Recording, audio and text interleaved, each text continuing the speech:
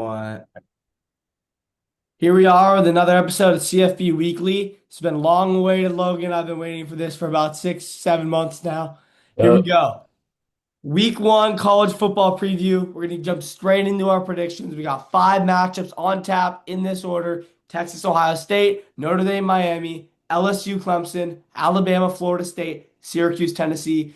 Get ready for 10 minutes of the greatest predictions and analysis you guys will ever hear. Week one of college football. Logan, what matchups excite you the most before we jump into our predictions? I'm really looking forward to Clemson LSU. Clemson obviously being my national championship pick for this year. Texas OSU obviously should be exciting. Two of the best teams duking it out week one. Yeah, Logan, that's undeniable. Obviously, those two games are really standing out. Speaking of that Texas Ohio State matchup, we'll jump straight into predictions. I'll let you start. In the shoe, do you think the Longhorns get their revenge from last year's college football playoff? Yeah, I'm gonna have to ultimately take Texas on this one. Both quarterbacks pretty young, obviously tons of talent from both of them. I just think Arch does have more experience throughout his career. Julian Stanton is going to be making his first start. I'm really looking forward to see Stanford transfer Emmett Mosley lining up with like guys like Caleb Downs. Should be great to watch. With these new quarterbacks, it's obviously going to be a very defensive game. Probably going to ultimately be low scoring, but yeah, it should be a great game. Yeah, Logan. This is something that obviously everybody's hyping up this game. Everybody's excited. One versus three in the shoe. I don't think in terms of product of a game, it's going to be that good of a game, though. If you think about good games, it's going to be Yeah. like your classic Big Ten West game. I think the score is going to be like 17-14. Again, I really agree with you. I think that Texas does win this game. Julian Saints' inexperience is going to show against a very good Texas defense. But the main matchup I'm really looking forward to is that Texas D line versus the Ohio State O line. Ohio State's losing Donovan Jackson, Seth McLaughlin, Josh Simmons, along with more depth pieces. Guys like Colin Simmons, the guy that had 9 sacks as a true freshman, I expect him to absolutely feast on an inexperienced Texas line. In addition, Malik Muhammad. That's the guy who was the DB2 at Texas last year behind Jahdae Barron. I know Jeremiah Smith kind of torched Texas last year. That was on Jahdae Barron. Jahdae Barron's 5'10. Malik Muhammad 6'1. This is a way better matchup for Texas whole offseason of being the DB1, going up against guys like Emmett Mosley, guys like Jack Endries and Ryan Wingo, who I really think are difference makers on the outside for Texas. And I think that's going to be the main difference. Two inexperienced quarterbacks. It's going to come down to your weapons. And it's hard to say anybody's weapons are better than Ohio State's with Carnell Tate and Jeremiah Smith sitting right there. But that's exactly what I'm doing. Ryan Wingo, Jack Endries, the Cal transfer, Emmett Mosley, along with some other guys. Texas is going to win this game. All right, now that we got that out of the way, Logan, Notre Dame at Miami. I know we already talked about this. We really disagree on this one. I'll let you open it up. Why do you think the Notre Dame Fighting Irish are winning this game? Yeah, you just have such big playmakers returning for Notre Dame. Jeremiah Love, number one running back in the country, undisputed. Practically 20 touchdowns last season, like 1,300 all purpose yards. And you got a guy like Jaden Greathouse. Whenever I'm thinking about the national championship game from last year, he's the first guy I think of. You got over 14 yards a catch. It's just a deep playmaker in the making. This guy is going to make big plays for you, and he's going to make some this week in this first opening week. I don't think Miami's going to be able to contain him. I'm really big on this guy, and he's got day two, even day one potential for me. So you think Greathouse is enough to beat Miami, Logan? You think he does it alone? I'm not saying alone. Jeremiah Love, obviously best in the country. CJ Carr should be interesting to watch in his first start at Notre Dame.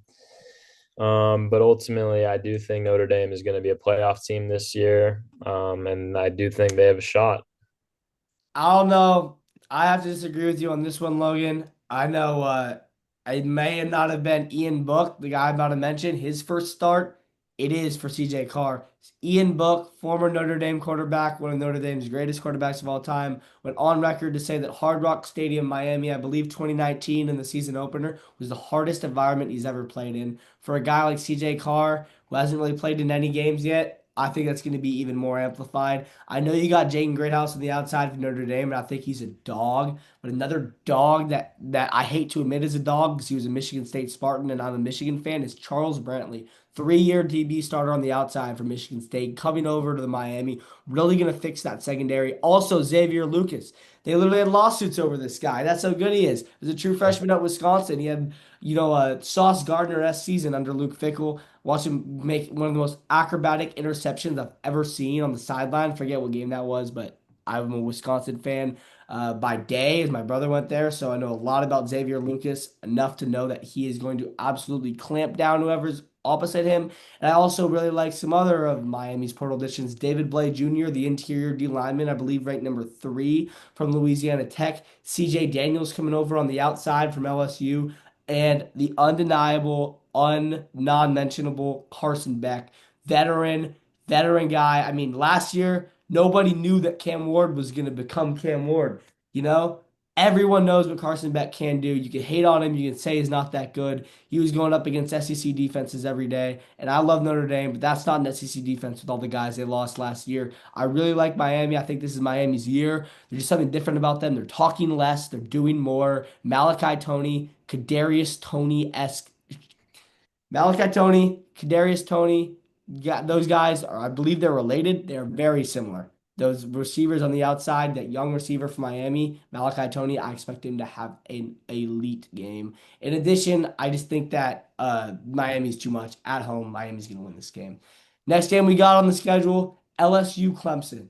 Logan, you are huge on Clemson this year, so I'll let you take it away. Yeah, this is going to be definitely my favorite game to watch. I do think Clemson's going to take it all the way this year. They just have too much talent, all those first rounders. It really just reminds me of Michigan last year, but instead of just having those first round picks and a good team, they didn't have a quarterback. And now Clemson has future Heisman winner Cade Klubnik. And I do think he's going to take them all the way this year. I mean, just on the defensive line alone, on the interior, you got guys like TJ Parker and Peter Woods, first round draft picks, kind of like Mason Graham and Kenneth Grant. Those guys both have like 10 sacks, 10 tackles lost. I mean, they're just going to be huge playmakers. I mean, off the edge, I just think they're too much to handle for a team like LSU. I mean, losing Will Campbell on the offensive line to the draft, obviously. I do think Clemson's going to win this game. They do have secondary concerns that I know you're going to touch on in a minute, but I still think Clemson's easily going to take this. Number one in returning production statistically, easily going to take Manatee this year. Yeah, you took the words right out of my mouth. Those secondary troubles. I kind of like the Michigan comp from last year. I see the vision on that. Obviously, with a better quarterback, Davis Warren is a lot worse than Kate Klubnik. No one is going to deny that. Also, by the way, the Heisman winner this year will come from the state of South Carolina, but it will not be Kate Klubnik. It's going to be Lenora Sellers, the next Cam Newton. I promise you. But back to the LSU Clemson game, because that's what we're covering right now. I mean, we'll open up with the outside concern for Clemson. I don't think that secondary is that good. Nick Anderson coming in from Oklahoma, Barry and Brown coming in from Kentucky.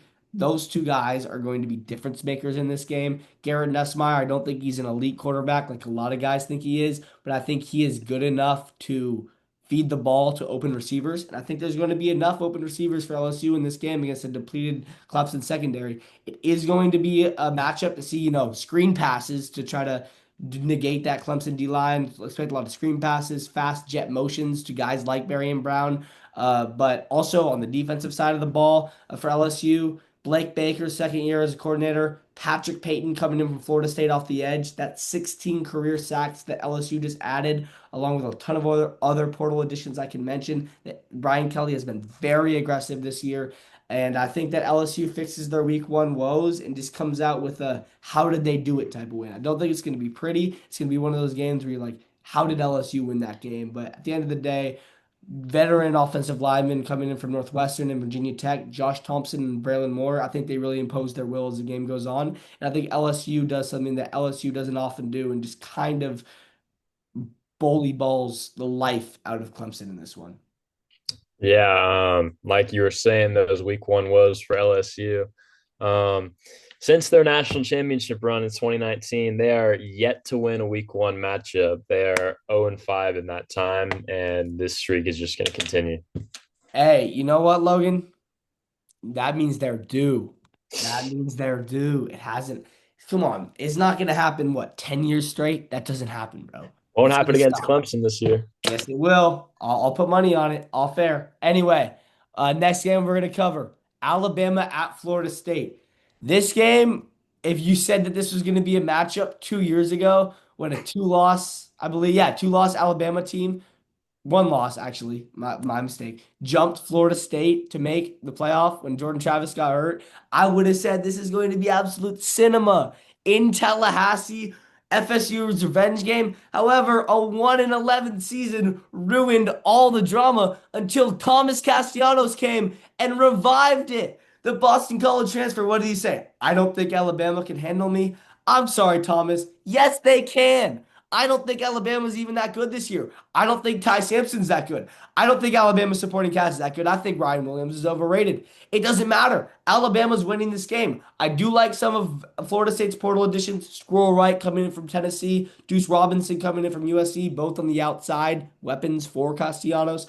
Gavin Sawchuk coming from Oklahoma, but none of those weapons come on the defense. That defense is absolute Swiss cheese. I think I saw better defenses than what I'm going to see this weekend on ESPN's high school football coverage last weekend that I'm going to this weekend. Florida State's defense is absolute Swiss cheese, dog water, fill in the blank, bleep it out, whatever you want to say. Florida State's defense sucks, and a mid Alabama offense is going to put up 40 on them. Alabama's going to win this game. Easily. You have any more to add? I mean, yeah. I do think Thomas Castellanos is great. I do think he'll bring Florida State to like a 6-6 season, but Maybe six and ultimately, seven. but ultimately, I think DeBoer is probably a top five coach in all college football. I love what he's been doing at Alabama so far, and I think this year they are going to have a great year, at least 10-2, maybe even a good shot at the playoff, depending on how well Ty Simpson performs, or if they give playing time, Keelan Russell, or even former Washington guy Austin Mack. It all just depends on how everything goes. I like Alabama. This should be a like walk in the park for them.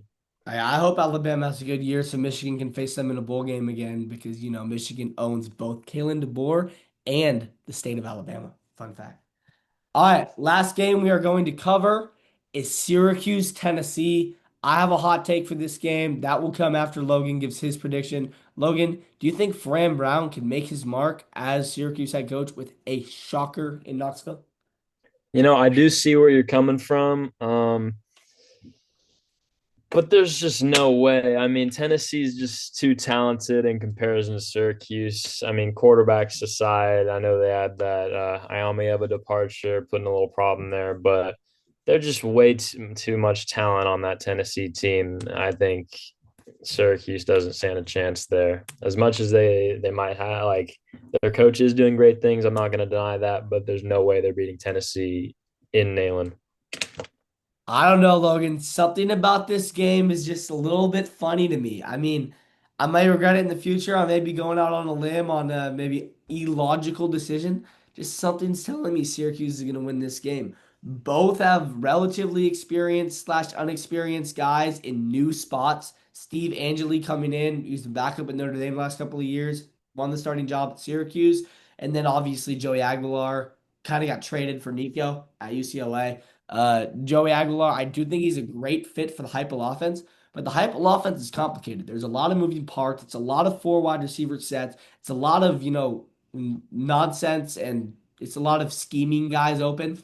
You see guys that have thrived in that offense that really aren't the most talented guys, to be honest. Like Squirrel White, Jalen Hyatt, those are guys that put up great numbers in the Tennessee offense as wide receivers, but individually, they're not great talents. Jalen Hyatt was what, like a fourth, sixth round pick, if I'm not mistaken. What I'm saying is that I think it's kind of the gimmicky offense at Tennessee. And in week one with a new quarterback, those gimmicks, those same gimmicks that may have worked with experienced guys in the system aren't going to work. I think Fran Brown is a good enough coach to not let the moment get the best of him. I think he's going to motivate his team. He has a really good portal class and experienced quarterback. obviously hasn't played a lot, but is an older guy. I think Syracuse is going to shock the world and win this game. Something's telling me. I don't know what it is. I don't know if I'm going to regret this in the future, but give me the Orange to pull off an upset and a shocker in the college football world in week one. Yeah, that's definitely something. I think that's about all the games we're going to cover for today. It should be a great week one. Yeah, it should be a great week one, Logan, and we'll catch you guys after it's over. Thank you guys for listening to another episode, and we're gonna put a poll in the comments of this one, and whoever is less accurate in these predictions will have to do a punishment on the Instagram. So stay tuned for that. We're going to come up with some creative punishments. We'll let you guys decide. We'll put out a poll, so stay tuned. We'll put out a lot of new content. Stay tuned to cfbweekly.info, our new website. We're going to start posting daily articles. We got an SEC homepage, a Big Ten homepage. Me and Logan working hard on that one. I made a preseason SEC quarterback power rankings article this morning. Tap into that. But before I let you go, Logan, anything else you want to add? No, that's just about it from me today. But yeah, I do think it should be a great week. Yeah, looking forward to it. Hope you all stay safe and enjoy college football because it's back, baby. And so are we. CFB Weekly Podcast. Thank you guys listening to another episode.